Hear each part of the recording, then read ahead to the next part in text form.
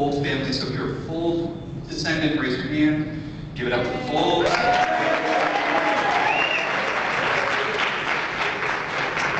I said in my presentation, clearly we would not be talking about this if it wasn't for William Ford. He just made the Ouija board a staple in Baltimore and an industry from 1890 to 1966. We also have a descendant of Charles Kenner in the audience, so LaVale, raise your hand. Give it up to...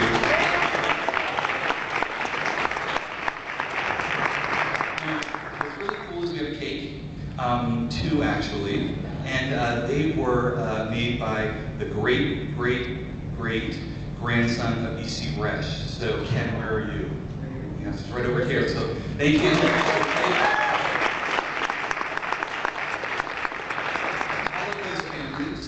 Again, have opened their hearts and their houses and helped us piece together this puzzle. We wouldn't be here without them, so thank you. And I'm going to introduce Councilman Costello, who represents the district where the plaque will go. So give him a warm round of applause.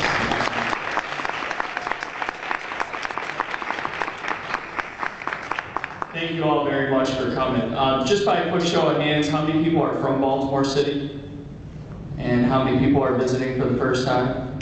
Okay, great. My name is Eric Costello. I'm the City Councilman for the 11th District, which covers the peninsula up to North Ave, and of course, where we are right now in historic Mount Vernon. We're here today, obviously, to celebrate the 125th anniversary of the Ouija board. It's been made in Baltimore City, proudly, for the last 75 years, among many other things that are made in this great city.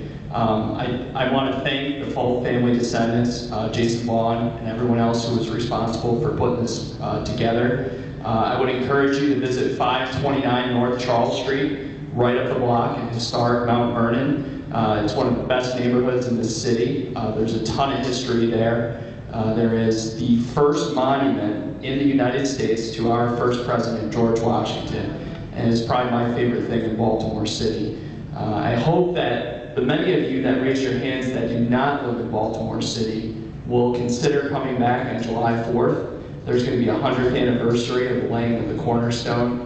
There's going to be a ton of stuff, a ton of cool stuff going on up there, and I hope you will consider coming back. The city has a lot to offer, and we're very welcoming to visitors. So please come back, and thank you for coming out today.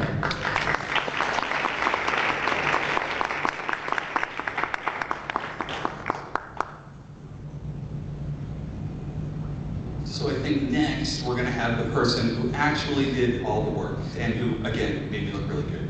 So I like him a lot. Jason Vaughn is from the Baltimore National Heritage area, and when I first approached the mayor's office, he was basically the person who coordinated working with all the different groups. So CHAP, BOPA, you name it. This is the guy who did it all. So it wouldn't have happened without him, so please, warm round of applause for Jason.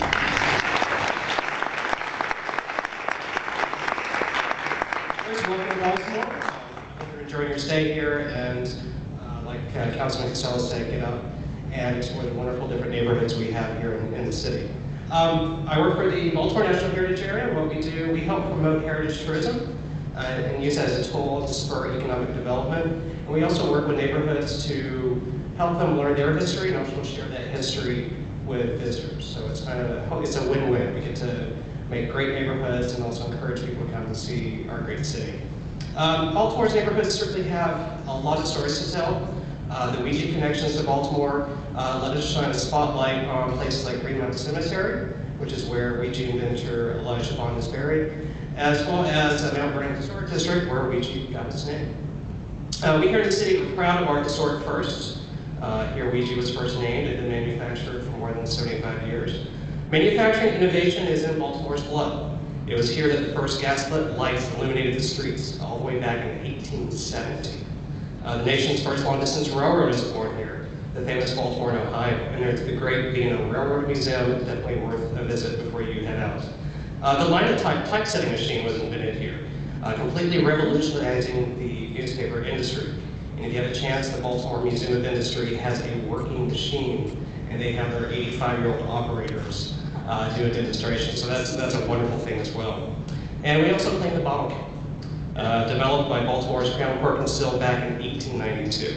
And of course, we're the birthplace of the Star Spangled Banner. You may have heard about that earlier this year. back in 2014.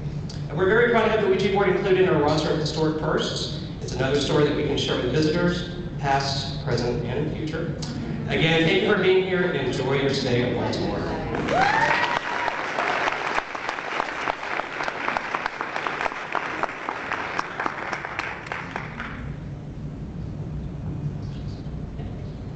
Great, so now we're going to actually read the proclamation, and as you may have heard, the mayor's a little busy right now, so they sent Casey here, so nice to come here and do this, and she's going to actually read the proclamation.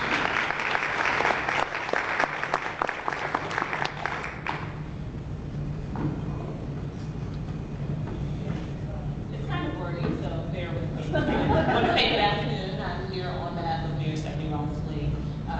Obviously, she can't be here today, but we're delighted that you're here for Ouijacon and to celebrate the 125th birthday of the Ouija board and how it can trace its origin back to our great city. I am proud to present a proclamation from the mayor commemorating the talking board, its history, and its connections to our great city. Oh, so, not that you can see this from here, but I'm going to read it from my notes.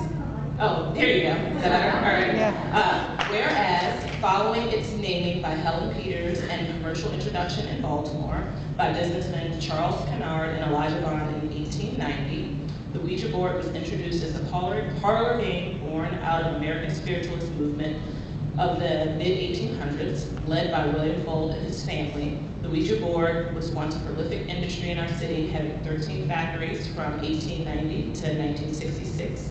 And whereas a method of supposed communication with the spirit world, the Ouija board has terrified countless slumber-partying children, served as the plot vehicle in a number of Hollywood films, and whereas the board's instant and now 125 years later, prolonged success showed that it tapped into a weird place in American culture. It was marketed both as a mystical oracle, as family entertainment, and fun with other and worldly excitement. And whereas the city of Baltimore has always prided itself for being a city of firsts, the Ouija board is yet another testament to the innovations that Baltimoreans have developed throughout our city's history. And whereas all of Baltimore citizens celebrate the invention, history, and continued success of Baltimore's own talking board, the Ouija, happy 125th anniversary.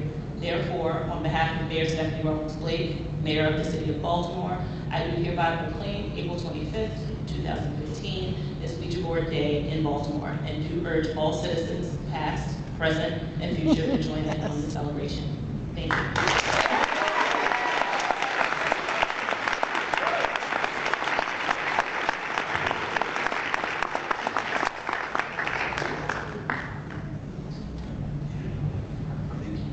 Thank you so much. And so, besides this proclamation, we work together with all these different groups to have a plaque that will be placed in the building in 529 North Charles. Has anyone visited there before? It's at the corner of Charles and Center Street, and there's a 7-Eleven that's at the bottom of it. And this plaque is actually going in the 7-Eleven because it's a place that most people are going to see in a very prominent place. So as you're shopping your late night munchies, you'll be able to read about the Ouija board. So, yeah, Gene, why don't you unveil the plaque?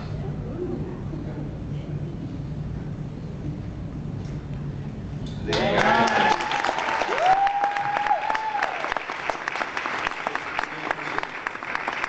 Jason's going to read the plaque. You can see it from there, so hold on one second. Everybody with binoculars, you can read along with me. Okay. History is rife with tales of prophecy, fortune-telling, and divination. At this site in April 1890, one of the world's most popular methods for divining one's fate received its name, and the Ouija board, Baltimore's famous mystifying oracle, was born. For generations, Ouija's mysterious messages have intrigued people of all ages. When users rest their fingertips lightly on the planchette, the pointer moves over the board's alphabet to spell out words, answer questions, and deliver cryptic messages. Ever fascinating, Ouija has become an integral part of popular American culture.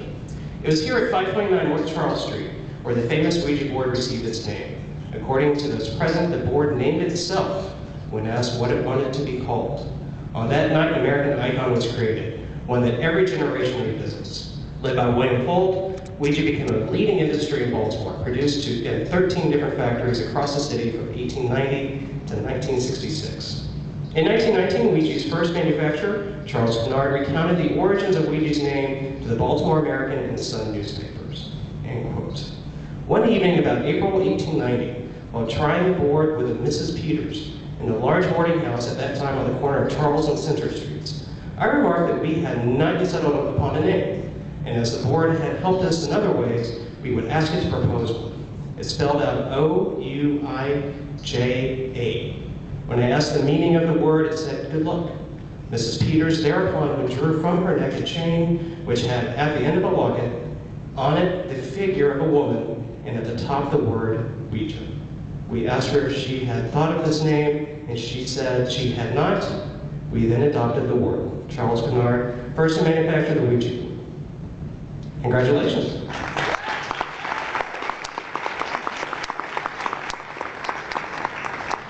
Thank you so much for coming. It's a pretty historic moment for me because honestly, I love the Ouija board. So do all the people here. Did we ever think we'd be in the city dedicating a plaque celebrating the 125th anniversary? No.